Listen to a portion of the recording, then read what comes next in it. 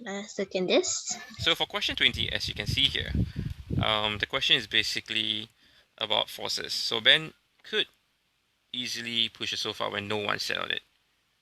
Okay, however, when somebody sits on it, and this is basically Cindy, right? He actually found that it's actually much more harder to push the sofa. So why is this so? So what's the best?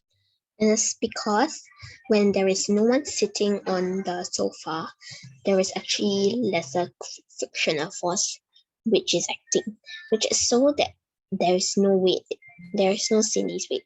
Example, if Cindy's weight is 45 kg,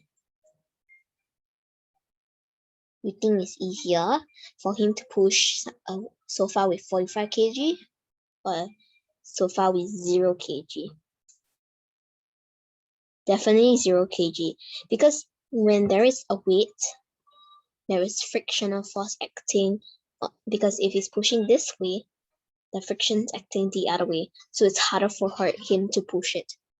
Okay, let us continue. Explanation. There was a greater frictional force between the sofa and the floor.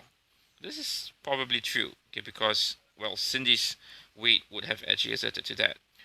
There was a greater frictional force between the sofa and Ben's hands. So, will there be a more frictional force here? Not true, because it's about the same, right? The friction is basically on the floor itself. So, number 2 is out. There was a greater gravitational force between the sofa and the earth. This is definitely not true, because you know that gravity is the same on earth. And number 4, more kinetic energy had to be converted into gravitational potential energy. So this is also not true because, well, there is no height involved here. It had to be converted to gravitational potential energy. So for this, your answer is definitely 1, okay, because there is actually more frictional force between the sofa and the floor, and that's why it's harder to push, right? And that's question number 20 for you.